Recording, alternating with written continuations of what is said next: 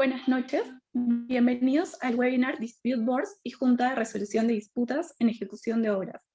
Este está organizado por el Centro Especializado de Arbitraje Peruano CEP en colaboración con el estudio Hedgemouth Quispe Janampa Abogados. Participarán en este webinar adjudicadores, miembros de Dispute Boards, árbitros, abogados e ingenieros.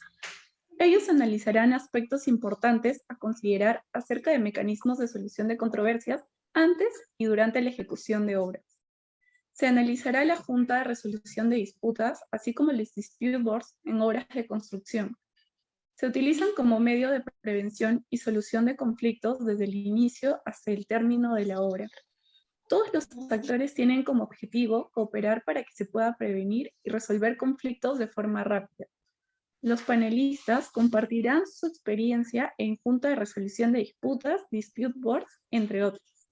Demos la bienvenida al Dr. Hedgemouth Quispe Janampa con el tema Marco General del Dispute Board y Junta de Resolución de Disputas. Tengamos en cuenta que el doctor es árbitro independiente y adjudicador, es socio del estudio Hedgemouth Quispe Janampa Abogados, ha sido secretario general del Centro de Arbitraje de la Cámara de Comercio y Producción de Lambayeque, ha sido abogado de Torres y Torres Lara Abogados, es presidente fundador del Centro Especializado del Arbitraje Peruano CDP, además es abogado egresado de la UPC con estudios concluidos de MBA en UPAU, tiene una especialización en Junta de Resolución de Disputas o Dispute Boards en el sector construcción en la CARPUC y contratos internacionales de construcción en la UPC. Además, cuenta con una especialización en arbitraje en PUC y en la Cámara de Comercio de Lima. Bienvenido, doctor. Buenas noches. Muchas gracias, Ángela, por la presentación.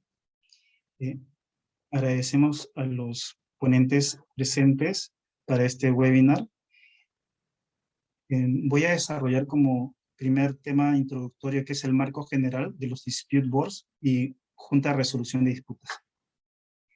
Debemos entender que en las contrataciones con el Estado, así como en construcción, se utilizan mecanismos de solución de controversias de forma eficiente, y es así como en el sector de construcción principalmente surgen los Dispute Boards en los años 50 y 60 en Estados Unidos y el Reino Unido. Lo que se busca es que todas las partes que participan, ya sean constructores, entidades, ingenieros, entre otros, tengan como finalidad cooperar de forma conjunta para conseguir el objetivo, que es culminar la ejecución, en este caso, de una obra en los tiempos establecidos. Debemos entender como un marco introductorio que, a diferencia del arbitraje, los Dispute Boards lo que buscan es cooperar entre todas las partes, y se parte de cambiar el chip y entender de que lo que se busca es no generar conflictos, sino más bien trabajar de forma coordinada, cooperar para efectos de cumplir con la finalidad. Revisando un poco acerca de los antecedentes de los Dispute Board, debemos mencionar que alrededor de los años 1960 se construyó una represa Gundari Dam en Washington, donde se estableció una junta mixta acerca de consultas y se solicitaron tomar decisiones al respecto. Asimismo, también podemos mencionar de que en 1974 se publica un estudio denominado Mejoras de la contratación de las construcciones subterráneas, elaborado por un Comité Nacional de Tecnología en la Construcción de Túneles en Estados Unidos, donde se evidenció que existían ciertos conflictos en ejecuciones de obras. Es así como en el año de 1975 se construye un túnel en Eisenhower, en el estado de Colorado, en Estados Unidos de Norteamérica, donde se incluyen también Dispute Boards para efectos de regular solución de controversias durante la ejecución de la obra. También podemos indicar que en el año de 1980 se incluyeron Dispute Boards en un proyecto de gran envergadura internacional acerca de la construcción de una represa y central hidroeléctrica, El Cajón, en Honduras, con financiamiento del Banco Mundial. En los años 1990, el Banco Mundial publicó sus normas para la adquisición de obras basados en contratos FIDIC, donde se regula la posibilidad de utilizar los dispute boards. Acercándonos un poco al contexto del Perú, podemos mencionar que con éxito se utilizaron en los Juegos Panamericanos dispute boards alrededor del año 2019, donde se pudieron cumplir con los objetivos y se minimizaron las controversias para efectos de cumplir con los objetivos, y ha sido considerado un éxito en el caso peruano, así como otros proyectos que se están utilizando actualmente en el Perú, como es en el caso de Autoridad con Reconstrucción con Cambios, para reconstruir parte de la zona norte del país.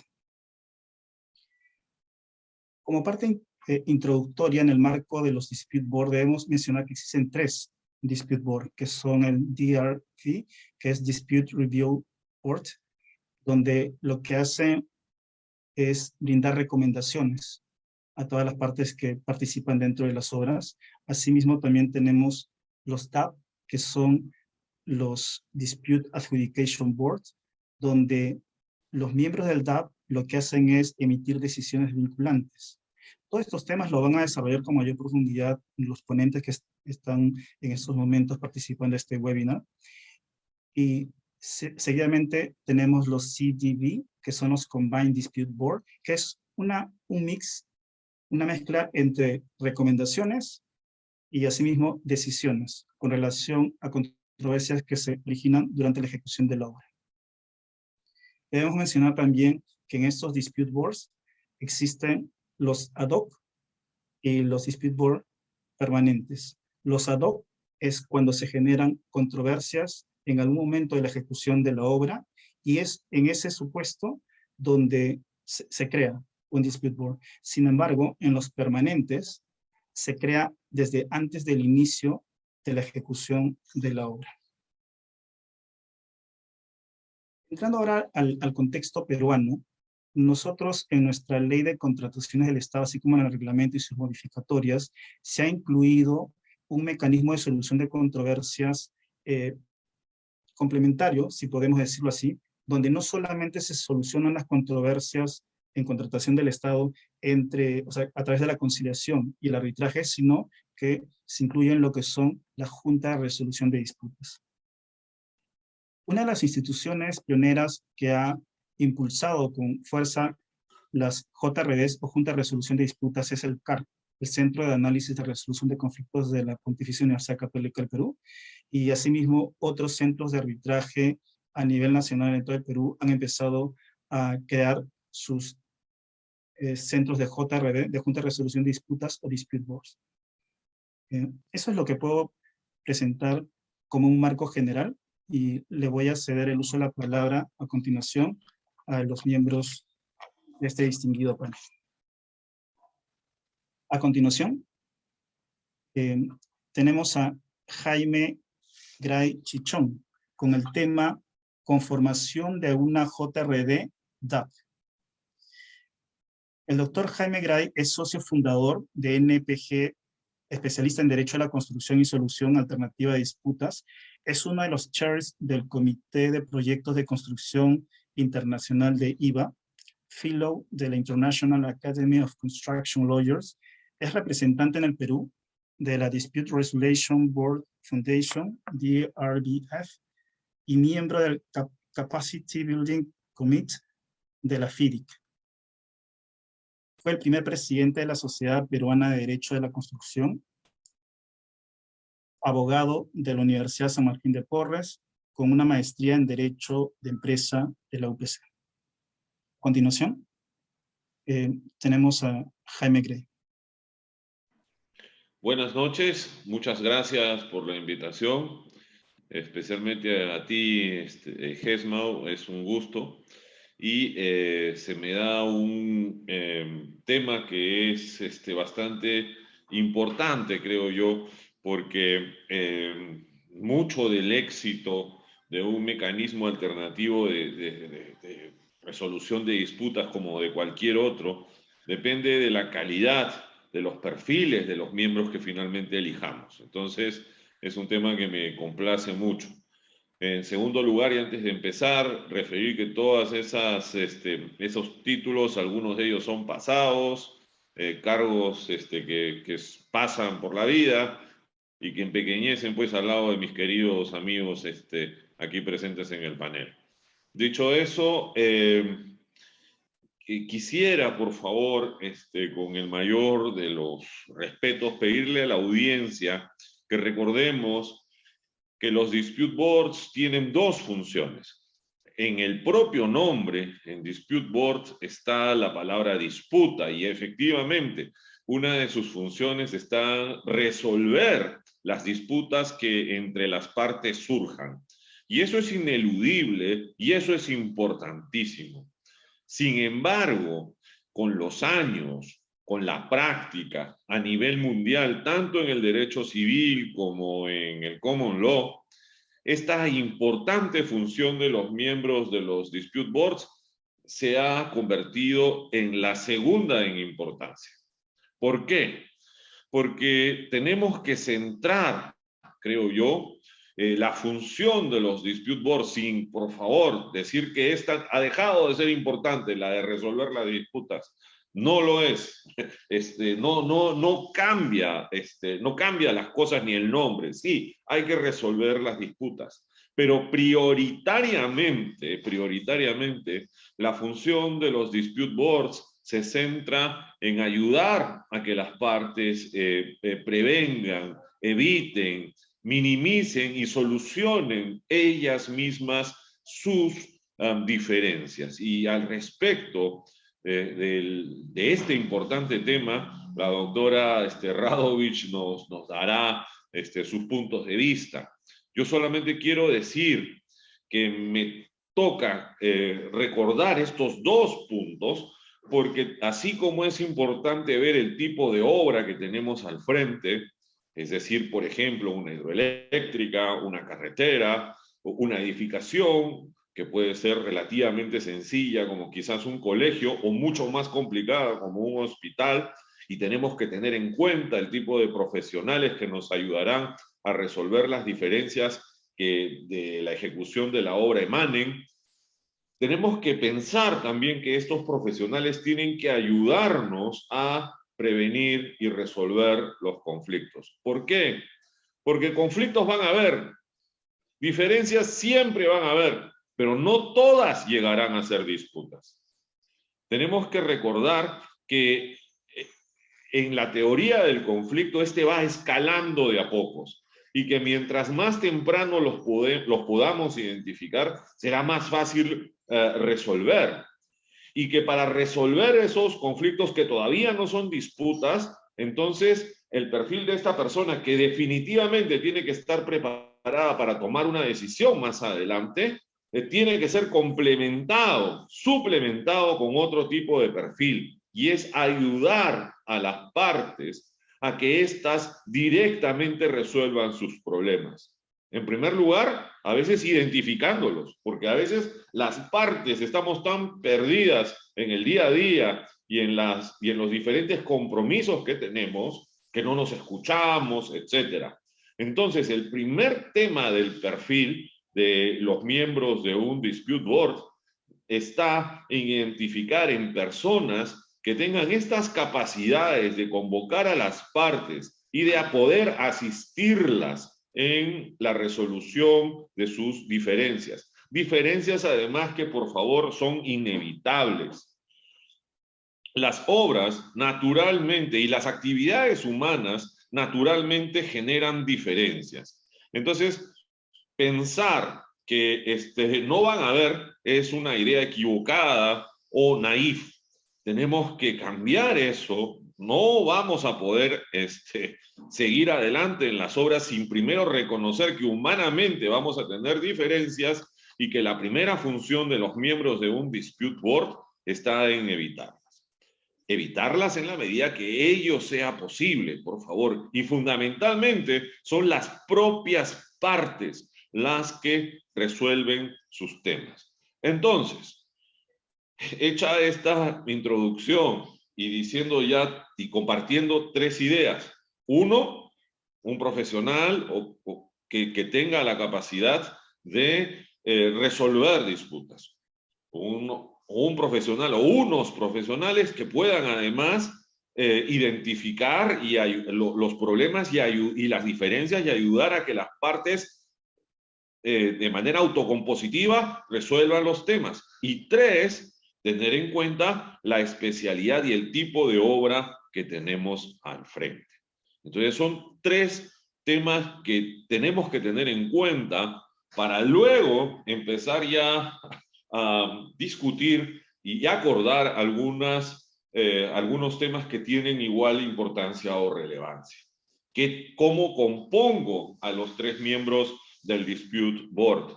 Internacionalmente, este tema está dominado, y así debe ser, por favor, y me ratifico en ello, por ingenieros mayormente.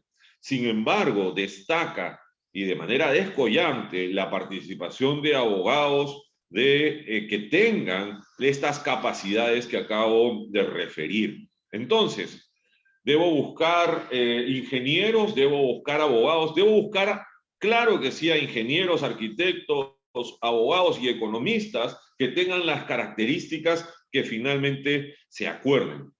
Pero todos ellos, además, tienen que conocer los temas del tipo de obra y del tipo de contrato que finalmente se emplee en el proyecto, ¿ok?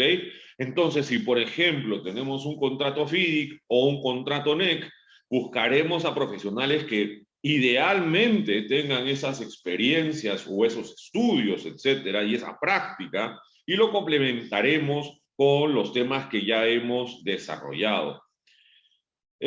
Además, es importante decir que los miembros tienen que tener conocimiento en la resolución de los temas referidos a los contratos. ¿Por qué? Porque hay una idea que es central, por favor, y es que los miembros de una junta o de un dispute board no están allí para cambiar los términos del contrato. De hecho, los miembros están allí para aplicar ese desbalance que puede estar perfectamente recogido en un contrato. Podrán no simpatizar, si se quiere, con la asignación de riesgos que ese contrato expresa, pero los miembros no pueden cambiar los pactos que las partes o la ley han impuesto. ¿Ok? Si las partes quieren cambiar, tendrían que modificar su contrato, pero no le corresponde a los miembros del Dispute Board hacerlo, ni tampoco dirigir la obra o actuar como peritos.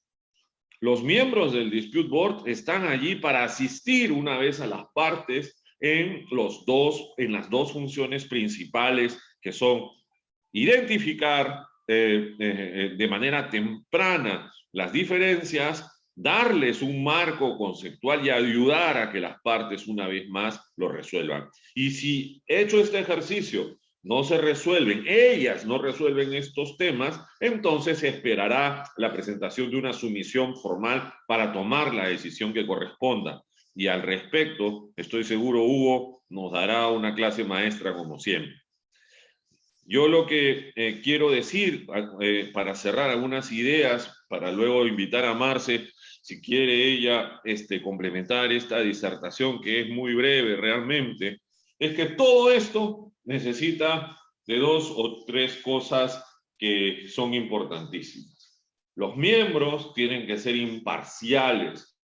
Eso es importantísimo. No pueden ser gente que tenga comprometida su posición frente a alguna de las partes. Tiene que tener también tiempo, por favor, tiempo. Los dispute boards son un medio de resolución de disputas que demanda de muchísimo tiempo. Y eso nos lo confirmarán, estoy seguro, Carlos y Carolina en sus intervenciones, porque realmente son demandantes los dispute boards. Si ya en el tema del arbitraje, ¿no es cierto?, se buscan justamente árbitros que puedan meterse al caso y redactar, esa demanda de tiempo es mayor en los dispute boards. Y finalmente, decir que no se trata, por favor, de una competencia entre arquitectos, abogados, ingenieros.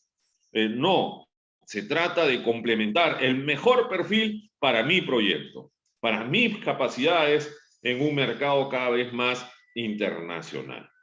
Y esto, he estado hablando solamente de dispute boards, creo que la legislación de la JRD es mucho más amplia, y dicho esto, quisiera invitar a Marcela si puede complementar mi intervención. Muchas gracias.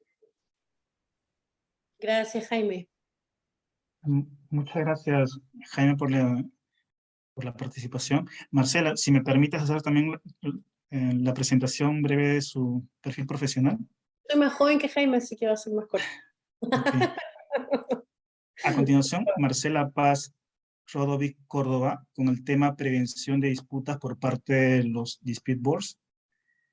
Ella es árbitra, mediadora y directora de Rodovic y Asociados, con más de 20 años de experiencia nacional e internacional en contratos y resolución de conflictos de alta complejidad, vicepresidenta y fundadora de la Sociedad Chilena de Derecho de la Construcción y representante para Chile de Dispute Resolution Board Federation, abogada por la Universidad de Chile y con Master of London School of Economics and Politics Science.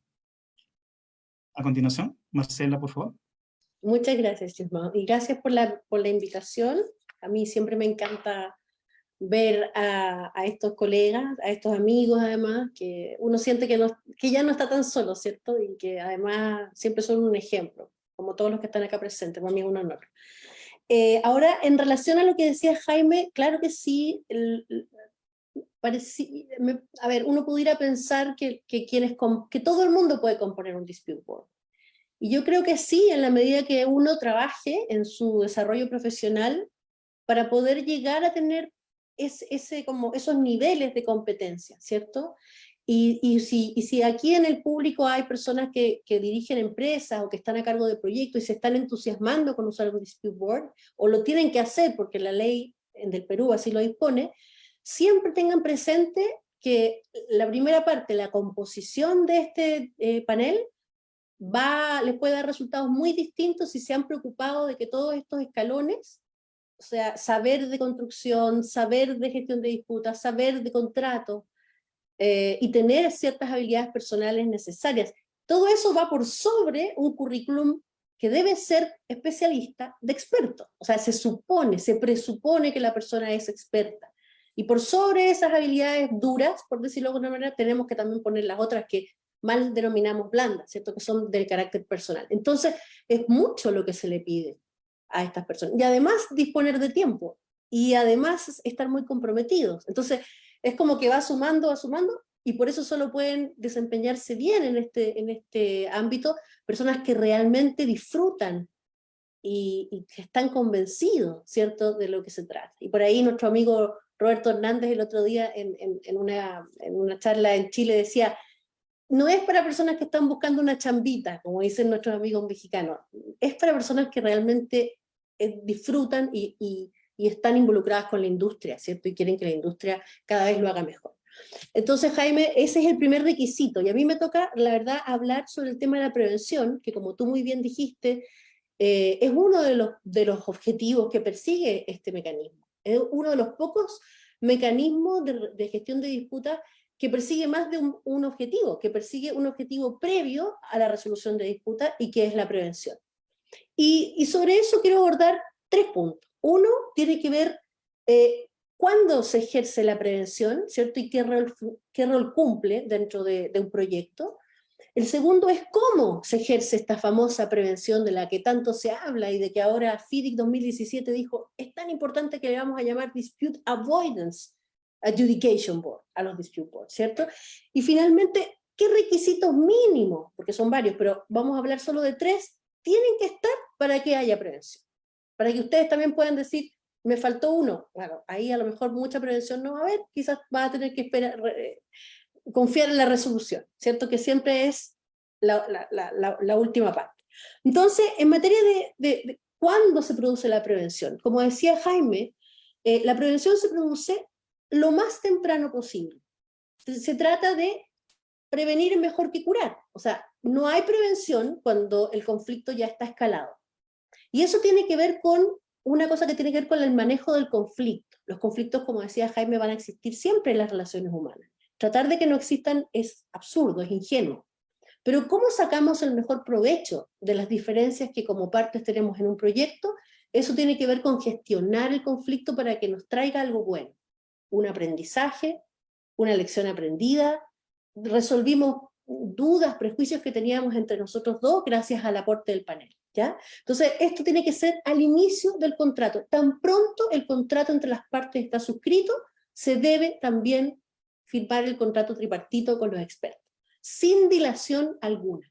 Es fundamental, ¿bien? Entonces, la prevención actúa como un filtro. Como decía Jaime, no todo tiene que ser una disputa. Y no sé si a ustedes les pasa, pero hoy día en Chile, por ejemplo, y también lo he visto en el Perú, hay cosas que llegan a transformarse en arbitraje o en disputas de mecanismos de resolución que no ameritaban, que por sus costos, que por sus características, por su simplicidad, por su simpleza, no debieron nunca haberse transformado en disputa. ¿Y por qué se transformaron en disputa? Porque no hubo un filtro, porque nadie pudo pararla, porque ni siquiera te diste cuenta que esto se estaba transformando en una disputa, ¿cierto? Y por eso son expertos, porque solo un experto puede ver una disputa antes de que sea disputa.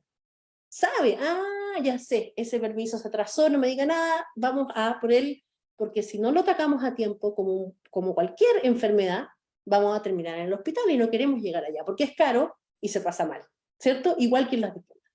Entonces, muy tempranamente. Ahora, ¿cómo se hace la prevención? ¿Cómo es que el Dispute Board logra prevenir? Eso siempre me lo pregunta la gente que se está formando, ¿cierto? Como Dispute Board. Y yo le digo, lamentablemente, así como es de potente la prevención, también es de poco, es como difusa. Es espectacularmente difusa y amplia, pero también poderosa por lo mismo. Porque el Dispute Board previene a través de muchas formas. La primera de ellas es estando completamente al tanto de lo que las partes han intercambiado, y por lo tanto el acceso expedito y amplio a la información del proyecto, no solo la contractual, la información viva del proyecto es mínimo, o sea, es como lo mínimo. Si yo no tengo acceso a lo que las partes están intercambiando, yo no voy a poder prevenir. Por lo tanto, lectura, análisis coetáneo, para poder anticiparme, porque solo a partir de esa comunicación, del lenguaje corporal, de las cartas que se están enviando, yo voy a poder decir, aquí se viene algo. Acá el programa me habla de una actividad y yo veo que esta actividad se va a impactar si es que no hacemos algo juntos, ¿cierto? Pero también lo hacemos conversando, también lo hacemos visitando el terreno, también lo hacemos reuniéndonos más seguido si es que vemos que las cosas se están poniendo un poco complicadas. Somos flexibles, no somos un tribunal, no somos una autoridad. Somos parte del equipo y somos capaces de adaptarnos a lo que va pasando, porque la realidad en el día de hoy es muy compleja y es más acelerada que nunca y es incierta. Y el Dispute Board tiene esa capacidad de adaptarse a lo que pasa. Y además, de alguna manera, el Dispute Board, como va haciendo seguimiento, hace un fomento, o sea, facilita, exhorta, invita, disuade. Es tremenda la potencia que tiene eso, y eso tiene que ver con ser humano. Y expertos, además, ¿cierto? Que además trabajan muy bien entre ellos. La prevención también depende del trabajo de equipo de los 3 miembros, ¿cierto? Sé que son 3 o 5, sé que son 5. Y finalmente, lo hacemos a través de entregar a las partes opiniones. Esta herramienta de la opinión constructiva forma parte de la familia de la prevención, pero se usa poco en Latinoamérica. Porque las partes no la entienden muy bien, porque tienen miedo de que eso pueda ser confundido con una disputa, y entonces mejor no digamos nada, no le preguntemos nada, o porque simplemente tengo poca disposición a llegar a acuerdo para pedir la opinión. Recuerden que la opinión consultiva, para poder ser expedida por el Dispute Board, requiere que las partes estén de acuerdo en hacerlo, al menos en el reglamento de la ICC y en otros reglamentos más conocidos. Por lo tanto, la invitación acá es hacer uso de la opinión consultiva. Es muy potente, porque es un filtro para que esa duda o esa pequeña diferencia no se transforme en una sumisión formal. Y para terminar, ¿cuáles son los requisitos mínimos para que la prevención funcione? Yo ya les dije uno, constituir el DAB con estos expertos de los que habló Jaime, de gran nivel personal y profesional, no solo profesional. Lo primero, como personas, íntegros, apasionados, amantes de la industria, que formen parte de la industria, que no vivan a partir de que la gente se pelee en la industria, sino que quieran más proyectos y productividad, ¿cierto? Entonces, tan pronto se pueda, tan pronto se firma el contrato, se firman también los contratos tripartitos. Hay que anticiparse a eso. En segundo lugar, que no llenemos el dispute board de procedimientos rígidos y burocráticos, porque estamos matando la prevención ahí. No estamos matando la resolución, estamos matando la prevención. Si lo ponemos muy formal, si nos ponemos muy doctos, si nos ponemos como si fuéramos un tribunal, no vamos a prevenir. Nos vamos a llenar de rigideces, de poco acceso al board, de poco diálogo, ¿cierto? Y finalmente, de alguna manera, transformando el dispute board, llenándolo en el fondo de estrategias de poca transparencia. O sea, la transparencia, la casa de vidrio, yo le llamo la casa de vidrio, me encanta, no opera así en ningún otro mecanismo. Es estar viviendo una vida de un proyecto donde yo te veo a ti, tú me ves a mí, y todos nos estamos viendo todo el rato. No hay doble estándar. Eso es un deber del dispute board, que quiere y sabe que la prevención es el arma, si queremos hablar de arma, en realidad, es la herramienta mágica que tiene el dispute board para prevenir, para filtrar, y que queden las disputas que realmente valgan la pena, si es que tienen que llegar a disputa. ¿Ven? Y así se va a dar el famoso efecto mágico del dispute board, que es que a veces no hace, la gente dice, no hizo nada, lo único que hicieron fue reunirse todo el proyecto, vinieron al terreno, y estos señores no hicieron nada, y yo les digo, hicieron más que nadie, y ese es el dispute board ideal. Así que bueno, no quiero quitarle más tiempo a mis panelistas, y estoy muy interesada en escucharlos. Muchas gracias. Muchas gracias, Panela. Muchas gracias, Marcela, por la intervención. A continuación, cedemos el uso de la palabra a Carlos López Avilés con el tema Visita al lugar de ejecución de la obra. Carlos es adjudicador en TAP y JRD, Dispute Adjudication Board, y Junta de Resolución de Disputas. Ha sido consultor de LLB Consultores SAC. También ha sido especialista en contrataciones de obra de Nippon Koei e ingeniero de contratos en la GESA, Ingenieros Consultores S.A. Es ingeniero civil de la Pontificia Universidad Católica del Perú. A continuación, Carlos, por favor. Sí, gracias, Yusmao. Muchas gracias por la invitación y un gusto compartir con ustedes y con los panelistas, todos amigos, como siempre, con mucho gusto de estar con ustedes. Como se ha manifestado, hay diversos mecanismos para la prevención, uno de los cuales es la visita a la zona de las obras. Porque sin conocer el sitio de la obra, difícilmente uno se puede hacer una idea de lo que está pasando y de lo que puede suceder. Y aparejado con la visita siempre hay una reunión donde las partes informan y expresan sus preocupaciones, sus avances, y se intercambia con la Junta de Resolución o el Dispute Board. Por lo tanto, la visita y la reunión van juntas, van de la mano y van a favor de la función consultiva de prevención. Yo voy a enfocar este tema de la visita desde varios puntos de vista, algunos prácticos, otros, digamos, filosóficos, si quieren. Desde el punto de vista práctico, empecemos por lo siguiente. La visita tiene que planificarse, ¿no? Tiene que haber una anticipación a la visita. No hay que ir a la visita simplemente porque nos toca este mes ir, sino hay que, incluso en algunas ocasiones, escoger cuál es la fecha mejor, a mitad del mes, a principio del mes, a fin de mes, y eso hay que discutirlo con las partes, porque no siempre son todos, están dispuestos a hacerlo a la misma vez o pueden tener otras obligaciones, ¿no? Entonces, no necesariamente todas las visitas tienen que ser presenciales, ¿no? Digamos, hay la preferencia de que así sean, pero por experiencia yo les podría decir que no es necesario que todas sean presenciales. Se podría establecer, por ejemplo, intercalar una presencial, una virtual, o la frecuencia que que se pueda convenir. ¿Y por qué digo que no todas tienen que ser necesariamente presenciales? Porque cuando las obras son de muy larga duración, normalmente entre un mes y el otro, ¿no? Las situaciones que se pueden haber ido produciendo no son como para poder necesariamente volver a ir, para volver a ver lo mismo que vimos el mes pasado. Por cierto, si las partes han pactado que las visitas sean intercaladas, no significa que cuando haya la necesidad de ir a una presencial, cuando tocaba virtual, pues se cambia y se va, ¿no? Bien. Otro tema, la logística. Las visitas demandan de varios aspectos logísticos, sobre todo cuando los adjudicadores son, digamos, no son del sitio donde la obra se está desarrollando, y que es en la mayor parte de los casos. ¿Qué cosa significa esto? Planificar los viajes, las reservas de hoteles, los traslados, la camioneta, el equipo de protección personal, el seguro, la prueba COVID, la vacuna, etc. Todo eso se necesita de administrar.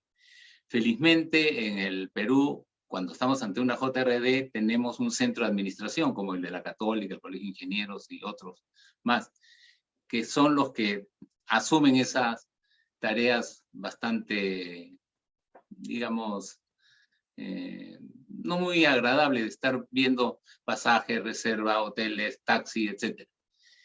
Si estamos en un DAP que no tiene centros de administración, pues son los propios miembros del DAP los que tienen que ocuparse de estas cuestiones. En las JRDs, les doy como dato, se ha optado en casi todos los casos porque una visita la organiza el contratista, la otra visita la organiza la entidad, y así se van turnando una después de la otra, porque de esa manera también se logra que los gastos se compensen 50-50 cada uno, porque si no sería sumamente complicado hacerlo. Respecto de la frecuencia, como dije, en JRDs las visitas se están haciendo mensuales, pero en otros marcos contractuales, por ejemplo, reconstrucción con cambio, no todas las visitas son presenciales. Hay una frecuencia que se establece. Esto es, en algunos casos, y le pongo como referencia un caso de una junta en la que yo estoy, y que es una junta de una obra acá en la ciudad de Lima. Y sin embargo, la primera visita presencial ha sido después de 16 visitas virtuales. ¿Y por qué razón? No porque se nos ocurriera o porque no quisiéramos ir, sino que es una obra que está desperdigada por varios distritos. Un reservorio por aquí, una caseta de válvulas por allá, un túnel por allá, o una cisterna por acá. Entonces, era mucho más eficiente que las visitas sean virtuales a través de filmaciones con vuelos de dron, que tener que ir a todos los sitios. Una vez le preguntamos a los responsables, si tuviéramos que ir a todos los sitios, ¿cuánto nos demoraría? Y aunque no lo crean, 3 días. Porque en Lima moverse de un sitio a otro puede tomar pues 1 hora. Y eran como 20 sitios distintos, ¿no? Y perfectamente funcionó. Es responsabilidad de los miembros de la Junta o del DAP y de las partes ver si efectivamente funciona y es conveniente, pues hacerlo así. Y otro tema que no es menos importante es que las visitas cuestan dinero, sobre todo cuando son visitas que implican viajes, y sobre todo cuando hay miembros del DAP que son extranjeros, una visita es bastante onerosa para las partes. Entonces no es cuestión pues de ir a pasear todos los meses a sitios cuando no es realmente necesario. Pero lo que sí es importante es la reunión. Sea que la visita sea presencial o que la visita sea virtual, la reunión se produce de la misma forma. Y ahí es donde se saca mucho de ventaja a la actuación de la Junta, ¿no? Porque es justamente dentro de esta reunión y también durante la visita, como bien dijo Marcela, donde la gente conversa. Esta es una interacción que no es escrita, es oral. La oralidad es lo que prima en la visita y lo que prima en la reunión. Las partes hablan y las partes escuchan. No hay cosas escritas más que la proyección en el PPT que nos presentan durante la reunión, pero el resto es hablado. ¿no? Lo cual permite una interacción muy importante que coadyuva al tema de la prevención.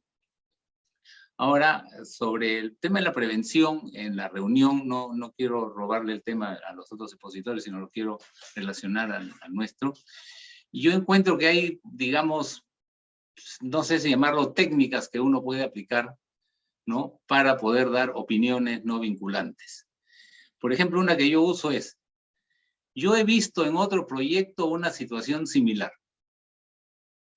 Y lo que las partes acordaron fue tal cosa. Entonces yo no les estoy diciendo lo que tienen que hacer. Simplemente les doy una referencia de algo que yo ya he visto que ha pasado y que las partes pueden tomar en consideración para ver si lo hacen o lo aplican o no lo aplican, ¿no? Porque complementando un poco el tema de Jaime, se pide que los miembros del Dispute Board sean expertos. La palabra experto puede provenir de dos fuentes, o de tener mucho conocimiento o de tener mucha experiencia.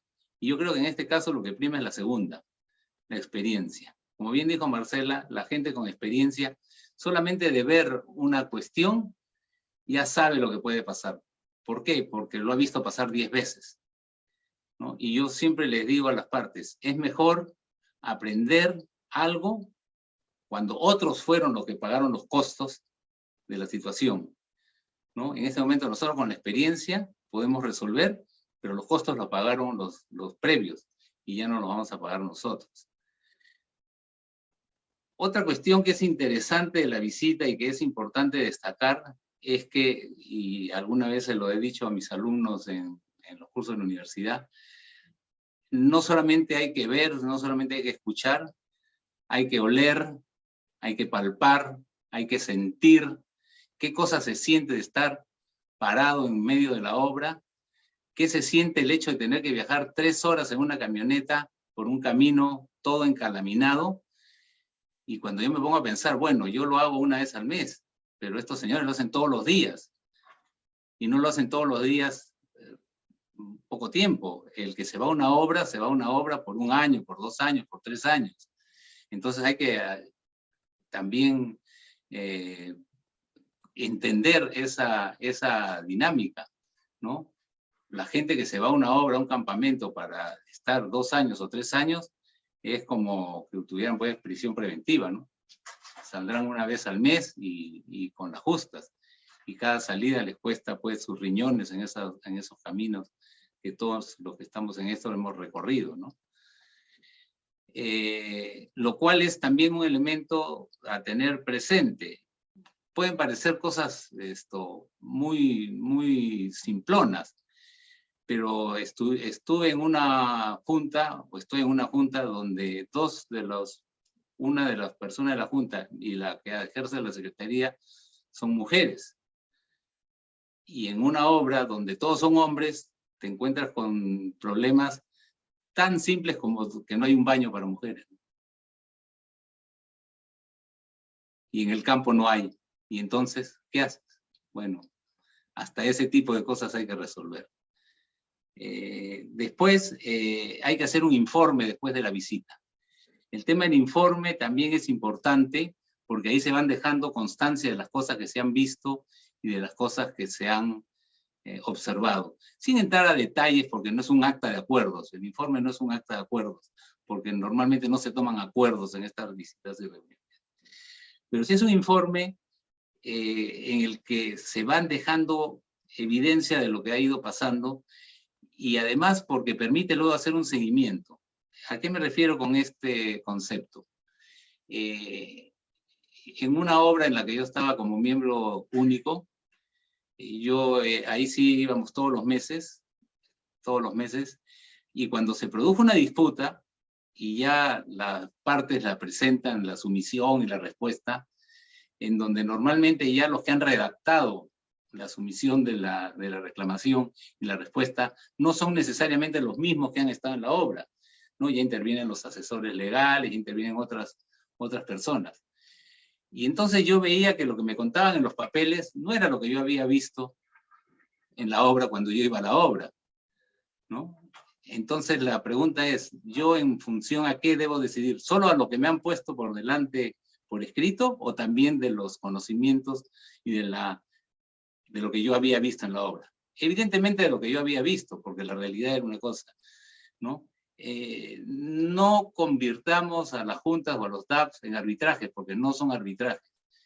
¿A qué me refiero? Sin decir que uno sea mejor que otro, sino que son diferentes. Los árbitros solamente pueden conocer lo que las partes le dicen. En cambio, los miembros de la junta conocemos lo que hemos visto, ¿no?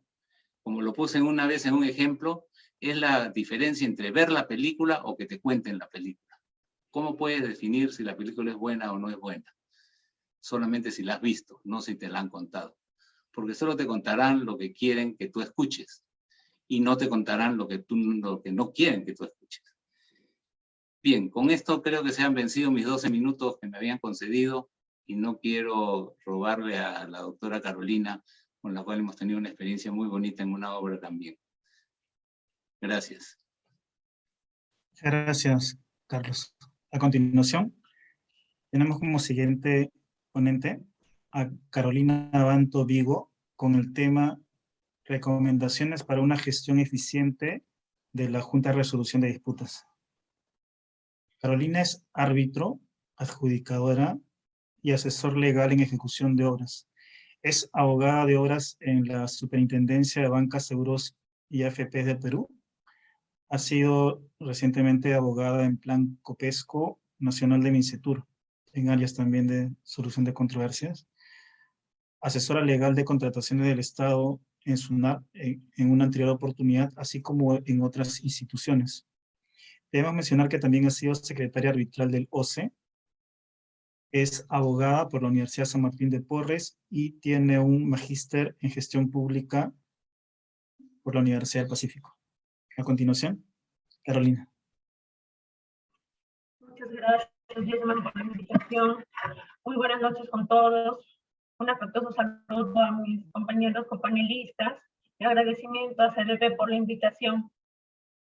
Hoy día nos hemos reunido para conversar sobre los dispute board en los contratos de ejecución de obra. Y a mis compañeros, de manera muy precisa, han mencionado todos los conceptos y todo lo que debemos de tener en cuenta para desarrollar una junta de resolución de disputas. Yo lo que voy a conversar son recomendaciones para una gestión eficiente de la junta de resolución de disputas y voy a compartirles un PPT.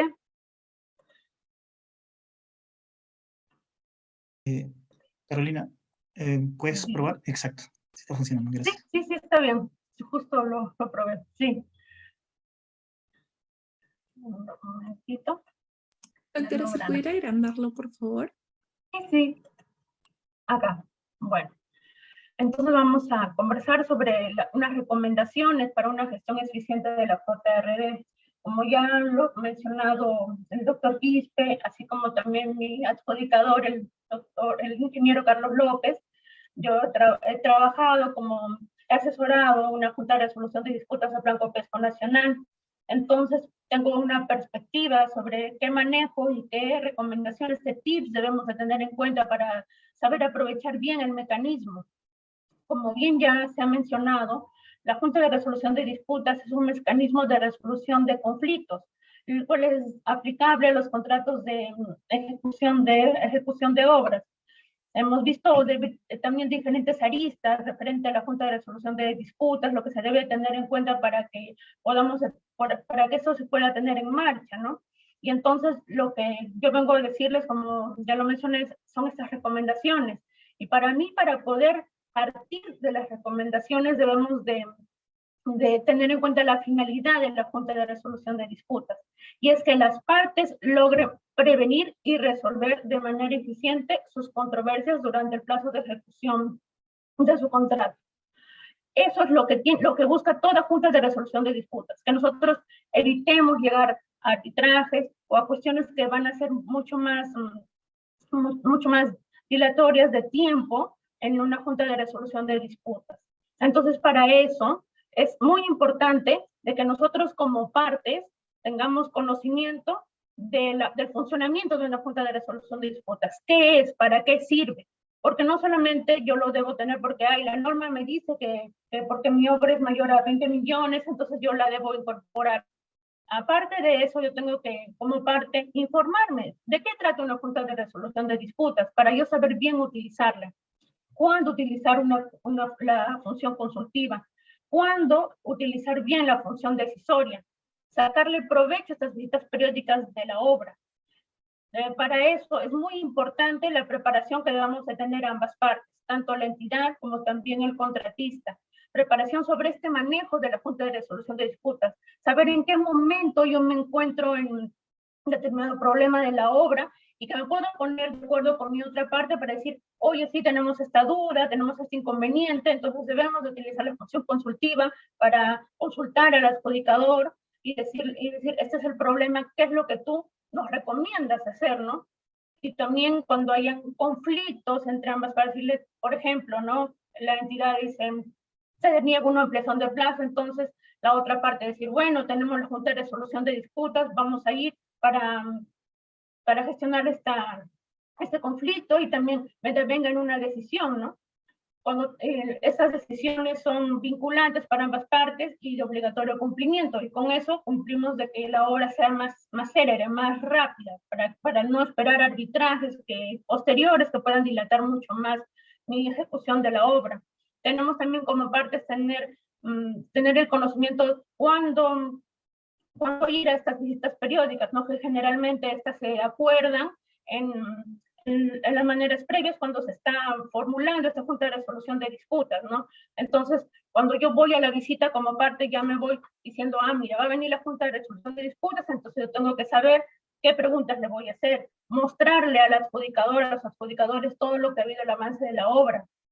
Mira, esta duda es lo que he tenido, de qué manera lo puedo absolver, porque como ya lo ha explicado el ingeniero Carlos, muchas veces en estas visitas, en las reuniones finales después de las visitas, es que se logran solucionar los problemas de la obra sin necesidad de tener que llegar a decisiones posteriores o a consultas, ¿no? Es muy importante que nosotros como partes tengamos confianza en la Junta de Resolución de Disputas, tanto como los adjudicadores como en el mecanismo, sabiendo de que este mecanismo nos va a traer una solución. Lo que finalmente buscamos como partes, ambas partes, es acabar nuestra obra de manera más eficiente, sin que haya mayores retrasos. Entonces nosotros tenemos que tener confianza en este mecanismo de que va a ser para prevenir y resolver nuestros conflictos y no llegar a problemas posteriores, ¿no? Es muy importante también que los adjudicadores tengan conocimiento, no solamente en el tema de lo que es ejecución de obras, no solamente en lo que es la ley de contrataciones del Estado, sino también conocimiento en qué se está desarrollando en la obra, que se involucren, qué es lo que está sucediendo. Como ya lo ha mencionado Jaime, la Junta de Resolución de Disputas requiere tiempo, y es importante de que el adjudicador visite la obra, se involucre, revise bien la documentación de que las partes le están presentando, observe bien qué es lo que se está ejecutando, para que pueda brindarle una solución efectiva, porque nosotros como partes, nosotros vamos a buscarlos a ellos para que nos den la solución. Entonces es importante no solamente el conocimiento, sino también el involucramiento que tengan que tener los adjudicadores en la obra, ¿no? Y a eso le sumo que también es importante que el adjudicador tiene que ser una persona que logre consensos entre ambas partes. Esto para evitar los conflictos, porque muchas veces, y esto es así, cada parte va con su posición firme, con su interés muy establecido, y no quiere dar su brazo a torcer, pero nos olvidamos de que realmente lo que nosotros queremos es nuestra obra culminada. Entonces, es muy importante que el adjudicador llegue a conversar con ambas partes y los persuada para finalmente tomar decisiones eficientes en beneficio de la obra, en la ejecución de la obra. Y por eso digo que es muy importante que esta persona tiene que lograr consensos. Es muy importante también el centro que administra la Junta de Resolución de Disputas, porque este centro va a ser el nexo entre los adjudicadores y las partes. Muchas veces hay dudas, por ejemplo, nos corresponde o no nos corresponde la visita, entonces te puedes comunicar con el centro te lo resuelve. Es un apoyo para nosotras las partes, así como también, como este mecanismo es relativamente nuevo, recién utilizándose en el Perú, nos surgen bastantes dudas y no todo está escrito en la norma, no todo está en las opiniones, entonces es muy importante de que muchas veces nosotros nos reunimos y mira, ha sucedido este problema y muchas veces es el centro en el cual dice, mira, nos vamos a organizar como nos vamos a organizar, vamos a ver la consulta y ellos nos ayudan a canalizar la consulta, la viabilizan hacia los adjudicadores para que finalmente sea absuelta, ¿no? Entonces son muchas cosas, muchas aristas que uno debe tener en cuenta, pero lo principal que para que parta esta Junta de Resolución de Disputas y sea eficiente es que nosotros como partes concienticemos. Tengo una Junta de Resolución de Disputas para prevenir y resolver controversias. No para decir, ya no lo solucioné acá, entonces me voy a ir a un arbitraje. No, yo tengo este mecanismo porque necesito una solución inmediata, buena y próxima. Asimismo, también hay recomendaciones para la Junta de Resolución de Disputas, siendo una de ellas, ¿no? Como ya lo había mencionado, las partes deben ser colaboradoras, debe haber mucha comunicación entre las partes, debemos cada una manifestar cuáles son los problemas que tiene la obra y decírselos a los adjudicador para buscar la solución, porque si es que la verdad, como les decía, cada quien va a mantener su posición y lo vamos a ver como enemigos, pues no vamos a llegar nunca a la solución, que es a la ejecución de la obra total, ¿no? Como ya lo habían mencionado, es muy importante el conocimiento del manejo del mecanismo para que nosotros lo sepamos bien utilizar, porque si es que lo tenemos en la Junta de Resolución de Disputas, como le decía, porque dice la norma y yo no lo voy a saber bien utilizar, entonces no le voy a sacar el máximo provecho, no voy a llegar a absolver esas dudas, esas consultas que yo tenga referente a la obra, ¿no? Es muy importante que nosotros sepamos bien utilizar la función consultiva y la función decisoria. Frente a cualquier duda que yo tenga con mi contraparte respecto a la ejecución de la obra, pues nos ponemos de acuerdo y utilizamos la función consultiva. Si es que ya llegamos a alguna controversia, pues nos iremos a la función decisoria. Nosotros tenemos que tener en cuenta que la Junta de Resolución de Disputas, como ya lo he mencionado, no es un arbitraje. Este es un mecanismo que busca solucionar los conflictos dentro de la ejecución, del plazo de la ejecución de la obra, porque no queremos dilatar más tiempo, no queremos vernos en mayores problemas que no coadyuven al objetivo final, ¿no? Que es la ejecución de la obra en su totalidad. Asimismo, es importante tener otras consideraciones que no solo están en la normativa para la implementación de una Junta de Resolución de Disputas. Por ejemplo, hay obras que son inferiores o iguales a 20 millones de soles, y estas obras muchas veces presentan problemas, conflictos sociales, conflictos medioambientales. Es importante también considerar, porque la norma no es restrictiva, considerar que acá también puedo utilizar el mecanismo de Junta de Resolución de Disputas, que también me ayude a menguar con sus consejos estos conflictos socioambientales, conflictos sociales, que se pudieran presentar en la obra. Por ejemplo, nosotros teníamos en la obra de Yarinacocha que la población al principio no estaba muy de acuerdo porque ya era mucho tiempo el que se iba ejecutando la obra, ¿no? Y entonces, con los consejos de la Junta de Resolución de Disputas, realmente pudimos tener una obra ya recepcionada, que la población ahorita la está disfrutando. Entonces, eso menguó el tiempo y eso también generó que ya no haya los conflictos sociales, porque ellos decían, su molestia era esa, ¿no? ¿Hasta cuándo vas a acabar la obra? Y cuando ya la tuvieron culminada, entonces dijeron, bueno, ha sido algo que ha funcionado y tenemos finalmente el producto, ¿no? Y como lo decía, ¿por qué es importante también analizar esta Junta de Resolución de Disputas? Es importante que nosotros analicemos el impacto tiempo con el costo de la obra. Si realmente nosotros vamos a esperanzarnos, no mejor en el arbitraje, porque allí definitivamente voy a ganar lo que yo pretendo, y no dándole importancia a la Junta de Resolución de Disputas, pues el arbitraje me puede demorar mucho tiempo, me puede demorar muchos años, y sin embargo la Junta de Resolución de Disputas en su decisión, como son vinculantes, es de aplicación inmediata. Entonces, mengo el tiempo, ya tengo la solución al problema que tenía la obra, lo aplico y la obra sigue su ejecución nada más. Porque finalmente nosotros debemos de tener en cuenta de que todas nuestras contrataciones lo que buscan es generar valor valor público en pro de nuestra población, ¿qué es eso, no? Que finalmente los mayores beneficiados. Y lo que uno siempre busca en una junta de resolución de disputas como es coadyuvar a la contratación pública, ¿no? Porque finalmente lo que nosotros queremos es una obra totalmente culminada, que nosotros lo podamos utilizar y en beneficio, como ya lo he mencionado, de la población. Eso sería todo de mi parte. Gracias.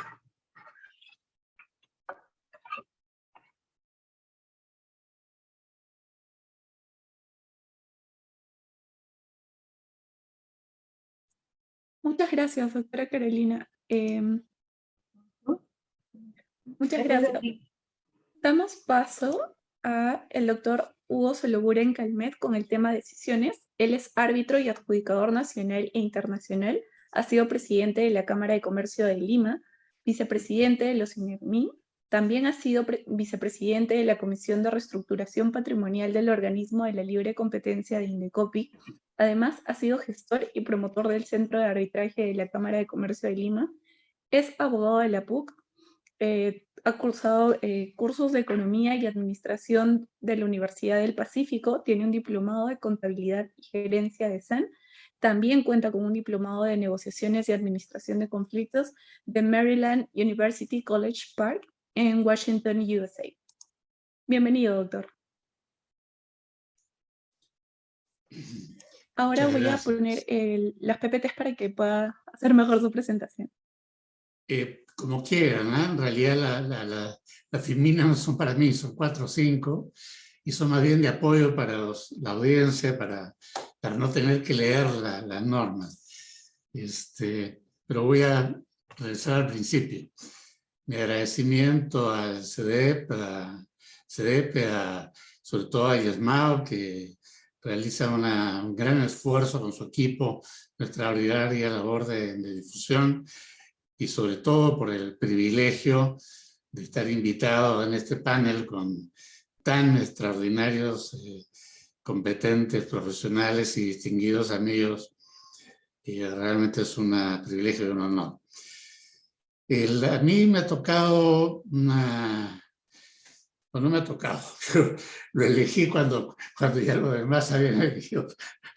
Pues me ha gustado más, es una cuestión más conversatoria. Pero bueno, ya hay un tema que me pareció que no sé, que nadie lo había pedido, y es más didáctico, ¿no? O sea que en ese sentido va la presentación. La siguiente, por favor.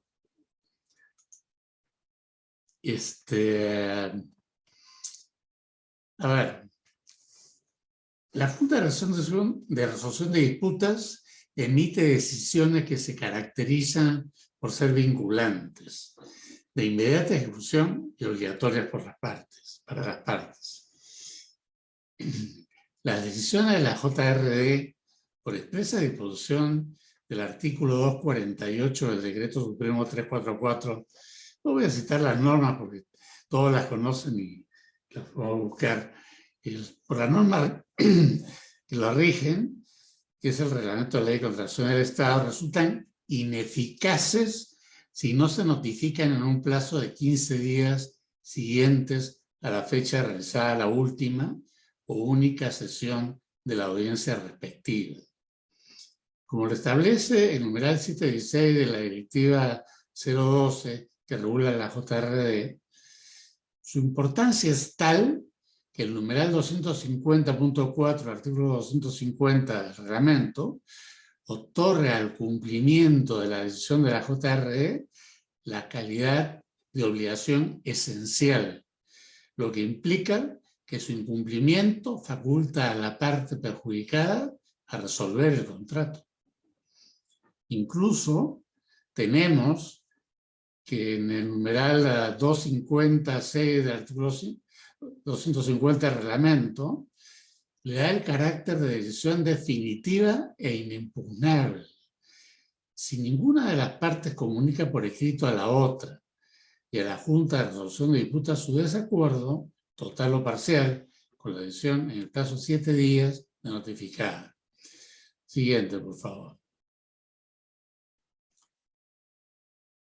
Si bien el reglamento la Ley de Contratación del Estado no establece un contenido mínimo que debe contener la decisión de la JRD, la directiva sí lo hace y señala el contenido que debería tener la decisión de la JRD, lo que se encuentra detallado en el numeral 716 de la referida directiva y que podemos apreciar en la diapositiva que ustedes están viendo. Cabe ahora preguntarse qué pasaría si no se cumple con el contenido indicado en la directiva. ¿Ello invalidaría o determinaría la nulidad de la decisión? En principio, la inobservancia de lo señalado por la directiva sobre el contenido de la decisión no determinaría la nulidad o invalidaría la decisión de la JRD. No obstante, sí podría darse una objeción por alguna o ambas partes debido a que se entiende que lo señalado en la directiva es un contenido mínimo. A lo señalado por la directiva podría incluso agregarse algunos ítems adicionales a criterio de la JRD en la decisión, que expliquen su contenido y fundamento, y ello no generaría en forma alguna una nulidad o invalidez de la misma. Siguiente, por favor. Un aspecto muy importante que comentar es que el segundo párrafo del numeral 716 de la directiva ha ido más allá que el reglamento y ha establecido una obligación específica para los adjudicadores al momento de emitir una decisión. Esta exigencia adicional implica que la JRD, al redactar la decisión, debe asegurarse que ésta sea ejecutable en la práctica por las partes y esté conforme a lo señalado en la norma de contratación del Estado y el contrato de la obra, previendo cualquier posible complicación o duda que pueda generar su aplicación. Miremos con gran importancia lo que acabo de comentar. Aquí podemos poner un ejemplo. Un contratista formula ante la JRD una reclamación sobre discrepancia entre el residente y el supervisor por el monto que corresponde valorizar un mes determinado. El numeral 196.1 del artículo 96 del reglamento establece que en el caso surgieran discrepancias respecto de la formulación, aprobación o valorización de los metrados entre el contratista y el inspector o supervisor de la entidad, según sea el caso, estas se resuelven en la liquidación del contrato, sin perjuicio del cobro de la parte no controvertida. Ante lo cual, la JRD sí asume una posición legalista. Si asume una posición legalista, dejaría que la reclamación planteada se tenga que dilucidar en la liquidación del contrato, hecho que no se condice con lo señalado en el segundo párrafo del numeral 716 de la directiva y que en esencia no armoniza con la verdadera naturaleza de una JRD.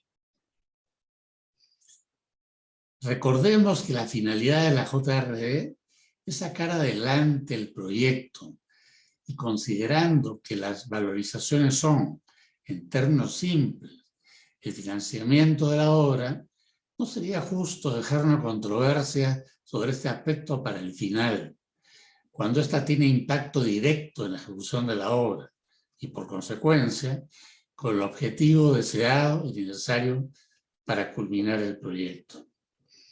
Por lo que la JRD no solo debe determinar el monto de la valorización, por ejemplo, sino que además debe justificar por qué no tiene en cuenta el numeral 196.1 del artículo 196 del reglamento, atendiendo a la búsqueda de concreción de la finalidad objetiva, social y pública que implica la culminación de la obra en tiempo de costos, en los tiempos y costos previstos. Otro ejemplo muy puntual es que el camino de sacar adelante la obra, en el camino de sacar adelante una obra, un contratista formula diversas reclamaciones por ampliaciones de plazo. La JRD no debe resolver sobre estas, sino que además debe determinar si existe un traslape o superposición entre las ampliaciones en materia de la controversia, para establecer el periodo que corresponde válidamente reconocer al contratista y por el cual la entidad deberá reconocer los mayores costos directos y gastos generales vinculados a dichas ampliaciones.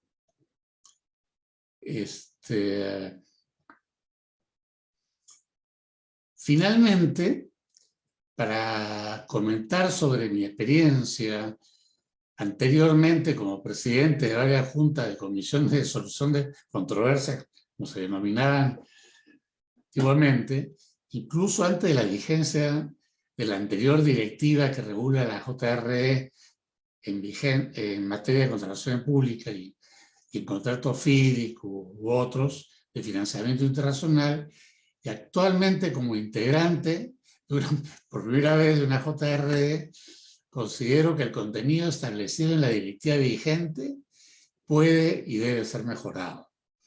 Importado básicamente que se cuente con 3 aspectos que a mí me parecen sustanciales: la reclamación y la absolución, detalle de lo actuado del procedimiento de reclamación y decisión que implica poder de advertir su motivación con una debida claridad y una debida transparencia. Por lo demás, queda a consideración de los diversos adjudicadores agregar o considerar aspectos adicionales en el contenido de una decisión que emita la JRD. Ello sin dejar de reiterar que la JRD debe asegurarse que su decisión sea técnica y sea sobre todo práctica de ejecutar, que no tenga dificultades para ello entre las partes. Y esto corresponde en la medida que el adjudicador debe priorizar la obra, con lo cual esta debe culminar, y para ello todas las decisiones de la JRD deben emitirse con esta finalidad, que es en esencia el fundamento y el sustento de la razón por la cual se crearon o se decidió la intervención de las JRDs en los contratos en general, entre privados, y en particular en los de obra pública con el Estado.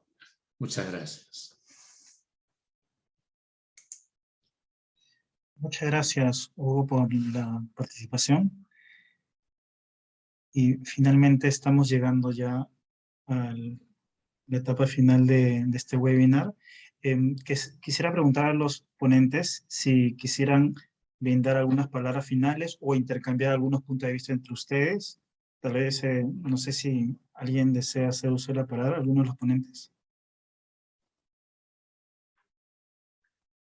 Yo quería hacer una cosa muy breve, tal vez hasta un poco personal. Me ha dado mucho gusto ver las fotos del malecón de Yarinacocha que ha presentado la doctora Carolina, porque esa es una obra en la que yo he sido adjudicador único y ha sido la primera obra en el Perú con JRD que ha sido recepcionada finalmente. Ahora, si han habido arbitrajes después, la verdad que no lo sé.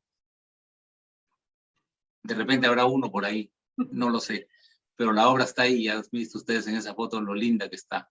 Y ese contrato había sido resuelto originalmente y prácticamente estaba abandonado. Y ahora es una obra que disfruta toda la población. Así es, yo complementando las palabras del ingeniero, de verdad que participar en la Junta de Resolución de Disputas ha sido una experiencia muy bonita, muy gratificante, porque uno trabaja en pro de la población, en pro de su país, y ha sido muy, muy interesante la manera como hemos interactuado ambas partes, porque el ingeniero no me va a dejar mentir de que de verdad era muy difícil llegar a los consensos, pero finalmente se lograba. Y también ha sido bonito cómo el ingeniero nos dirigía de una manera muy sutil para poder arribar finalmente a la solución. opciones para resolver el contrato hubieron muchas.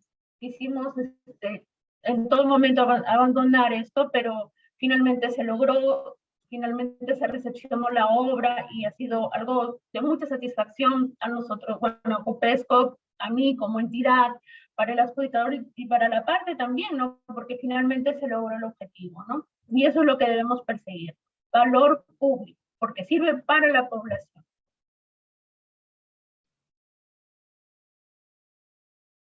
Gracias. Si me permite, yo quería agregar algo a lo que había dicho Hugo respecto de la aparente prohibición que estaría en la norma respecto de la participación de una JRD en tema de valorizaciones, pero referirme a otra cosa. Las JRD explícitamente no pueden participar en tema de prestaciones adicionales. Y yo creo que eso sí es un error grave, porque es mucha la carga que tienen las partes cuando hay problemas alrededor de las prestaciones adicionales. Y problemas que trascienden el hecho propio de la prestación adicional en sí misma, como por ejemplo el presupuesto de la prestación, el plazo para la ejecución de la prestación, la fórmula polinómica para la prestación, etcétera, etcétera, etcétera. Y está todo proscrito o es un tema en el cual la ley no te permite entrar como junta. Y creo que sí sería muy provechoso que eso se levante. Yo quisiera agregar a lo que ya han referido, simplemente que debemos pasar por la experiencia del Dispute Board o de la JRD para confirmar que realmente sirve. Teóricamente pueden existir posiciones muy entendibles en el sentido que sería más útil emplear otro medio o ir directamente al arbitraje, etcétera. Pero creo yo que la práctica demuestra que realmente es muy útil y tener justamente resultados como los que Carolina comparte, ¿no? Son una muestra palpable de lo que estamos hablando. Por supuesto, como dice Carlos, tenemos que ir más allá, no solamente en el tema de adicionales, en el tema de materias, sino además en convertir en la JRD en lo que debió ser, que era un dispute board. Y eso era lo que yo quería agregar. Si Marcela me lo permite, sí, yo estoy totalmente de acuerdo con ustedes y particularmente con Carlos, y creo que lo he dicho. La norma es perfectible y debe ser perfeccionada. Y quisiera brevísima propaganda. No es una propaganda, no sé cómo llamar. Yo, que soy el menos experto de todos ustedes en este tema, todos ustedes son las autoridades, los he tenido a todos en el arbitraje, además, hace años que he sostenido en congresos, en conferencias, de todo. Para mí, yo advertí de principio, mucho tiempo atrás, que la JR era una solución extraordinaria, quizás porque he tenido y tengo el privilegio de tener arbitraje con ustedes, no voy a decir por la confidencialidad del arbitraje, si como expertos o como peritos o como árbitros, abogados, pero sí puedo mencionar a alguien que no está presente, ¿no? Por ejemplo, yo he tenido muchos arbitrajes con Eric Franco, y tengo hoy día muchos arbitrajes con Eric Franco, y hemos tenido muchas conversaciones al respecto. Y yo me he peleado mucho con los árbitros de unos pocos años atrás, diciéndoles, oigan, pues no sean burros, ¿no? Entiendan que cuál es el objeto y la finalidad de una obra, y particularmente de una obra pública, ¿no? Es que es el bolsillo de todos. Es que la obra culmine en el tiempo debido, con el costo previsto, y que esté bien acabado, ¿no es cierto? Entonces, este sistema absurdo, para mí, siempre ha sido absurdo, los 22 años arbitrando, siempre ha sido absurdo, que cada controversia, una hora, ¡pum!, arbitraje, ¿no? Y esto en casi el 90% de los casos significa la paralización de la obra, y el arbitraje, claro, no durará como un proceso judicial, pero demoran. Y a veces cuando son complicados, puede demorar 1 año y hasta 2 de repente, ¿no? Entonces, yo siempre le decía a ellos, oigan, tienen que cambiar el chip, o sea, en lugar de tener 5, 6, 7 arbitrajes, no piensen que, porque si los motiva el tema económico, no sean absurdos. Piensen en que van a tener un solo arbitraje, pero grande, con tremendos horarios, si es que llega arbitraje. Porque lo que a mí me fascina de la Junta, de la JRD, es que van precisamente a evitar el problema, a resolver o a prevenir entre las partes los problemas y los conflictos. Y eso es lo deseable, es lo que todos esperamos, ¿no? Porque es la finalidad de una obra, es la concreción de la obra, y sobre todo si es de servicio social y tiene una utilidad pública, es interés de todos que se cumpla en la forma y en el tiempo y los costos previstos. Disculpen, pero muchas gracias. Uy, podríamos Muchas agregar gracias, un tema más, que el hecho de solucionar las controversias de manera contemporánea permite que el flujo económico hacia el contratista no se rompa. Porque ¿de qué sirve que el contratista reciba su dinero 4 años después? Mientras tanto, ¿con qué plata hizo la obra? Entonces, ese es un punto trascendental también que hay que tener presente. Muchos contratistas piensan que la Junta les genera un costo que no deberían ellos de asumir. Pero cuando se les explica este punto en particular de cómo la solución contemporánea de los conflictos les va a permitir que el flujo de dinero de la caja, entonces comienzan a entender la ventaja, una ventaja adicional de la solución contemporánea de los conflictos. Gracias, Bueno, Carlos. yo al Marcela. final sí quiero decirles que me admiro mucho de ver como una comunidad, como en el caso del Perú, la industria de la construcción en el Perú, ver cómo el mecanismo también los va cambiando como comunidad. O sea, va moldeando, el vivir el mecanismo va moldeando las mentes de los profesionales. Y como decía Jaime, aquellos que lo han vivido, nunca eres lo mismo que antes de vivirlo. O sea, es como que tú mismo como profesional también te vas viéndole el valor de esto de atacar las cosas cuando todavía son pequeñas, del diálogo, y que son cosas que en nuestra cultura, en la cultura latina, no tienen valor. No hemos sido formados para ser asertivos, para tener conversaciones difíciles, para todos somos súper diplomáticos y nunca vamos al grano. Tenemos muchas características en Latinoamérica que yo creo que no son tan buenas, y otras muy buenas, pero la asertividad no es una de ellas. Entonces, me parece que después de vivir varios dispute boards, uno realmente se transforma como profesional y lo lleva como que va a quedar como en tu ADN, o sea, como en tu experiencia y en el legado que vas a dejar. Y no por eso tienes que dejar de ser árbitro. Los mecanismos de gestión de conflicto son todos familiares y intervienen en el continuum del conflicto en distintos momentos, el mejor para este momento. No compiten, son colaboradores entre ellos.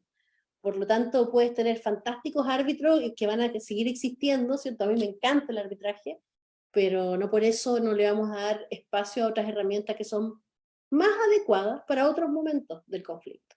Así que, bueno, además decirles que es un agrado siempre escucharlo y aprendo de cada una de estas charlas un montón, porque eso es lo otro bueno del dispute board, que evoluciona con las personas que lo vamos usando y aprendiendo. Así que ha sido realmente un agrado. Muchas gracias, Isma.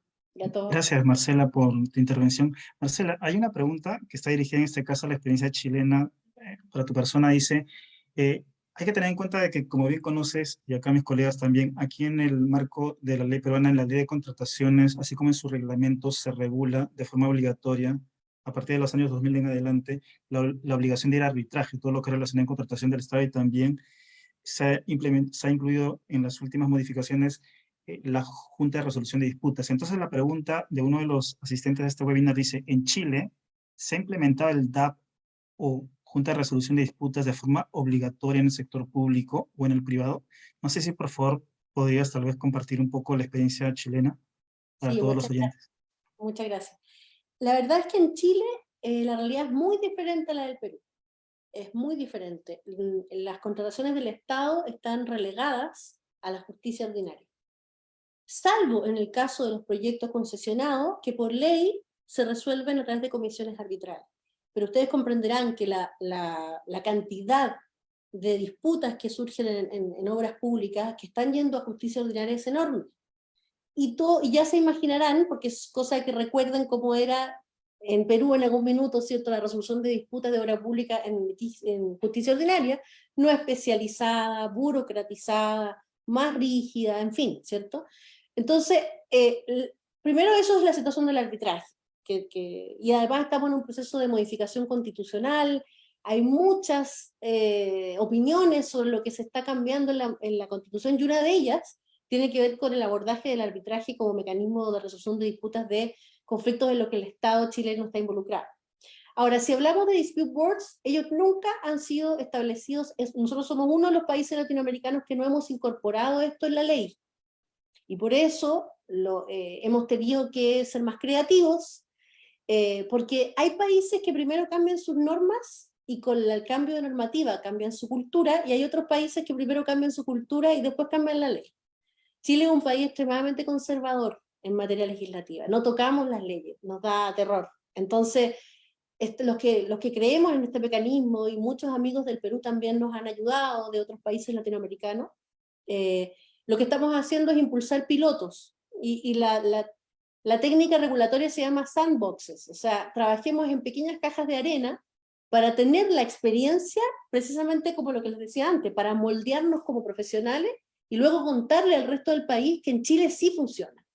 Y lo estamos haciendo en el sector minero, que es el sector que ustedes saben que para Chile es el más importante, junto con un mandante muy importante que es BHP Billiton, que está impulsando ahora varios proyectos mineros de gran envergadura con standing boards, o sea, con dispute boards permanentes. Y ahora vamos a partir con Enel, que es un mandante de energía, que es el segundo sector económico más importante en Chile, haciéndolo. Entonces nosotros vamos a ir al revés, vamos a ir de lo privado a lo público. Porque si nos quedamos esperando que los políticos nos compren la idea, cada 4 años vamos a tener que volver a empezar. Así es que esa es un poco la situación. Y yo confío que eso va a pasar en algún minuto. Gesbao, bueno, y nuestro amigo, colega que preguntó por el tema. Muchas gracias. Gracias, Marcela. Bueno, algo que comentar por mi parte es que los dispute board es definitivamente un mecanismo muy interesante que se ha incluido dentro de la legislación peruana, principalmente en contrataciones del Estado. Ha sido muy importante que esto se haya rescatado o se haya implementado sobre la base de la experiencia de otros países. Y lo interesante es de que, a diferencia de los arbitrajes, que si bien es cierto es eficiente, es un mecanismo eficiente de solución de controversias a diferencia de otros, que puedes resolver en un promedio acá en Perú, tal vez de un año y medio, un aproximado, en los dispute board, definitivamente por el hecho de que inician desde un momento, desde el inicio de la ejecución de la obra o durante la ejecución de la obra con una idea de cooperación, de buscar todos cumplir con un plazo determinado en su contrato. Entonces, eso hace pues que el mecanismo sea muy eficiente y todos los actores que participan de la ejecución de alguna obra de alguna forma están comprometidos también con ese objetivo, ¿no? Entonces, eso es algo muy bueno donde se benefician todos, ¿no? Ya sea en el sector público el Estado, también en el sector privado, inclusive los usuarios o las personas que se van a beneficiar de la ejecución de esta obra. Muchas gracias a todos ustedes por su valioso tiempo, por compartir sus experiencias, y agradecemos también a las personas que están conectadas en estos momentos en este webinar. Finalmente, antes de despedirnos, Ángela Yancari va a decir unas pequeñas recomendaciones o palabras. Muchas gracias, doctor.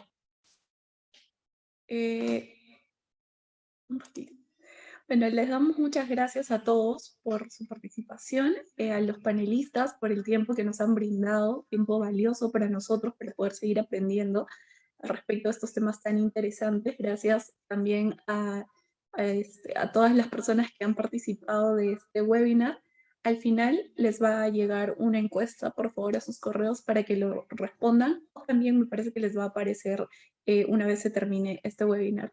Queremos darles una vez más el agradecimiento a todos por haberse tomado el tiempo. No se olviden de seguirnos en nuestras redes sociales, Facebook, Instagram, LinkedIn, tanto a CDP como al estudio. Sin más que decir y agradeciendo a todos por su atención, será hasta una próxima oportunidad. Muchas gracias. Cuídense, hasta luego. Gracias. Gracias, buenas Gracias, noches. chao. Gracias a todos.